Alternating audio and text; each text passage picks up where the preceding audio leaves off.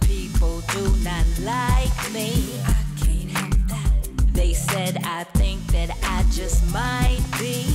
Yo, what is that?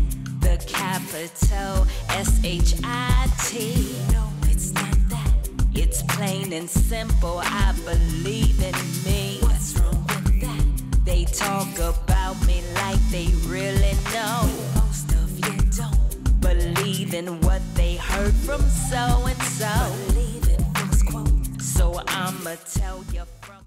Just like wanted to do the poem like about artists and like how people don't recognize them and how beneath their art is like because some artists have a lot of emotion, a lot of effort, and a lot of practice and a lot of work that goes between every drawing they do. And I just felt like nobody really cares about artists. You know what I mean? Like, if they see a drawing, they're just like, oh, that's cool. They don't bother to see who drew it. They just see a picture on the wall. Like, they're not many people consider artists as like a real thing you see every day and can appreciate. I like to see myself just at least not like popular, just like at least just have my presence felt, you know what I mean?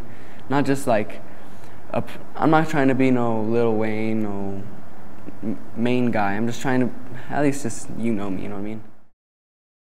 You may not know, but I'm an artist whose lines depict deeper meaning, whose lines lift the heavy hearts who look into them, an artist whose art astounds.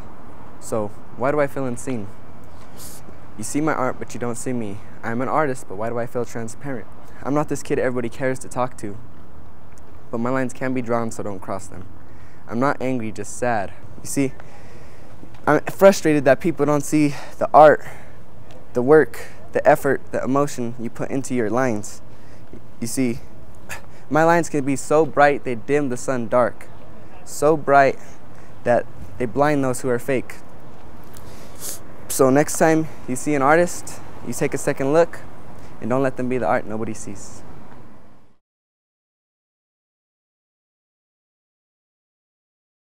What inspired me to write the poem was the person that I write about. Before I took her class, I was a very bad writer. Well, like the poetry I wrote was alright, so yeah. I think probably this one was probably the best. The best one? Yeah, maybe. Why do you think that is? Because it was more like, I don't know, I just like this a little bit more. He ain't like anybody else, he's distant. Like snowflakes on winter, you can't compare him. It's pessimistic for people not to see how prodigious he is. Or maybe it's me, that sees beyond his flaws and his undulating self. It might be something in his eyes or in his smile that makes me debilitate. His candy-coated voice, his approach of words that compose you to believe a flower could bloom in a dark room. His touch is incandescent. He can lift me up, take me where I want to be, and show me what I want to see. And even if the ground starts to rumble, I know we'll stay safe and sound.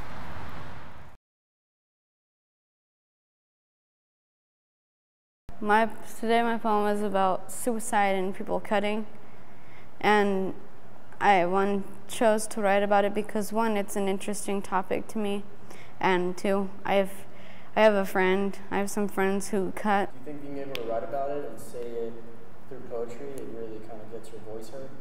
Kind of, if I'm using metaphors with it, because then like it gives them an insight about what I'm talking about, and like, you know, all that stuff. Because I don't want to tell them what it is, because that's kind of boring, because that's just going up to somebody real quick and saying my friend cuts or whatever. But then, you know, use it as poetic, and then use, you know, metaphors that'll turn out something better. I just want to be famous for what I do. Which is? The poetry writing and like a whole bunch of other stuff. I'm like triple jointed, so I'm very interesting. People all over the world put a bladed edge to their lifeline, reaching the gore of the Red Sea. They watch their problems and hateful words flow onto the edge of the blade. Long sleeves are the connections to the lifeline interrupted. Cut too deep and it can get infected. Or you can cut the Red Sea, as all innocence flows to the cold, hard ground where your life lies. Suicide. Suicide? No, that's a strong word, but the meaning is even stronger. Stronger than 10 regular men. People all over the world put a bladed edge to their lifeline, reaching the gore of the Red Sea, but are finally attentive and realize that what they're doing isn't right.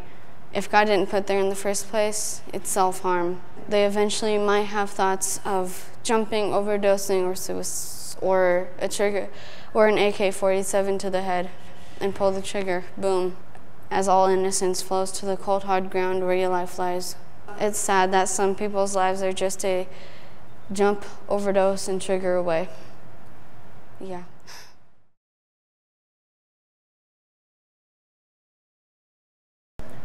That poem was about suicide and just depression in general. And what inspired me was that I know a lot of people that are, really depressed and they want to commit suicide. And that's something that really goes on in the world. And I just kind of wanted to write about it because it just seemed really relevant to me and it was just something I can relate to.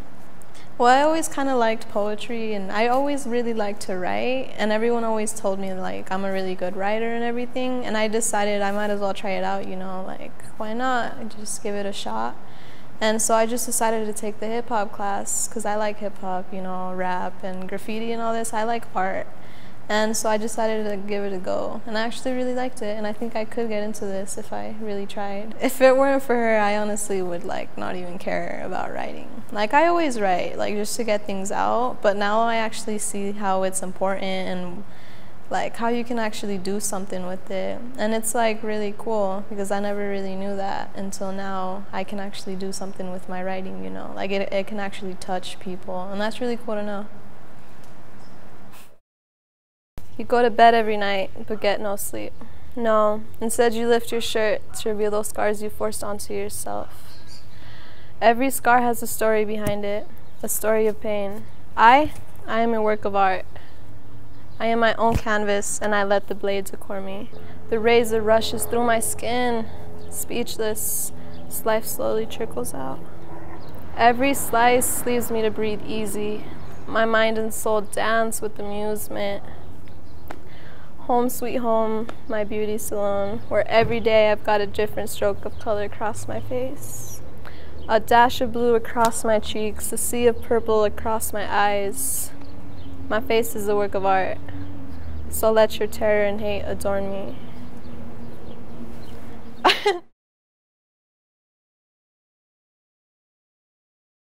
So what was your poem about today? About fashion. About the things that you use, like chapstick, bracelets, and things like that. Why did you decide to talk about fashion? Because I'm a girly girl, and I really like cosmetics and everything. Cosmetics. Is writing the only thing you like about poetry? I like writing my feelings, yeah. You get to share with people. You said you like writing about water. Why do you think you like writing about water? I don't know, it's because I like mermaids a lot. Have you ever written a poem about mermaids? Mm-mm. No. Would you like to? Yeah. Fashion's all you need. If you wear cherry chapstick, then you'll be fantastic. Bracelets are like magic. They give you a beautiful accessory. Your hair are like noodles. They smell good and it's sensitive. Bows are easy to put on just like a leaf. Fashion, what is fashion? Fashion is a way to express yourself like how you feel. If you wear black, you might feel sad. If you wear rainbow, you might be a very happy person. There's many ways to express yourself. That's why fashion is all you need. I'm done.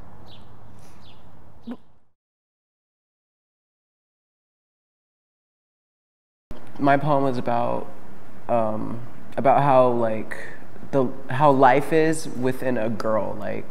It talks about how they connect with each other, and it talks about how they are, and it's just what goes on in the story.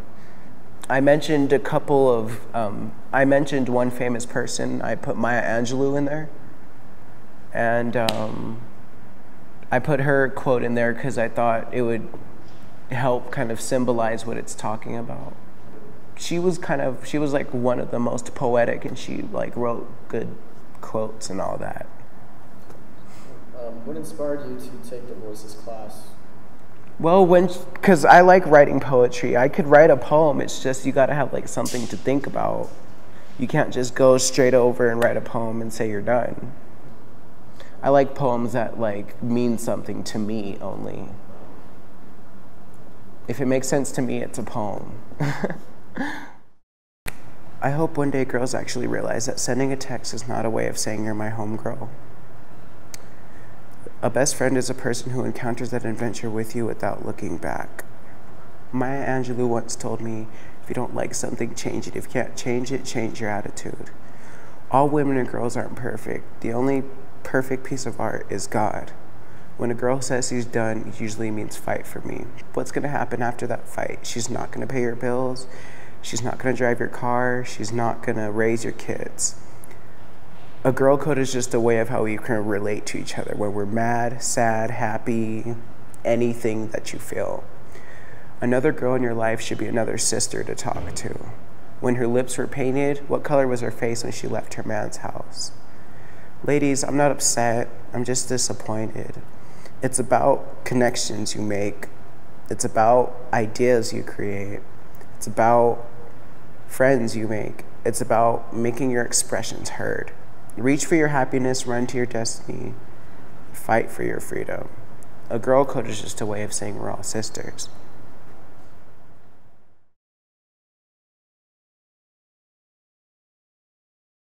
This particular class, because it's just, it was 4 weeks long, I just kind of focused more on the poetry aspect of things, just getting them to be more creative with their writing.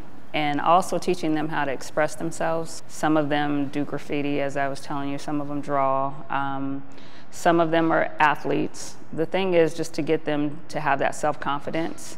And the way it worked for me at their age was to write and to rhyme. So it worked for me, so I feel like if I can teach them, you know, how to tap into their own gifts and talents, they'll get that confidence because it's who they are. It's not someone trying to tell them how to do something. It's them just coming to birth with who they truly are. I've learned just from teaching is kids have a lot to teach us, and we'll never learn if we don't ask the questions. So that's what I'm learning. I ask them about themselves. I ask them, you know, what's going on at home? You know, what's going on in your head? You have a boyfriend? What's up with your boyfriend? What's up with your girlfriend? What are you going through? And so I think writing is like one of the biggest outlets there is, you know. And I say that because I'm a writer. Maybe it's different for other people, but what I've seen, writing is good. You don't even have to be a writer, but when it comes to expressing what's within, that's the best way to get it out. So yeah.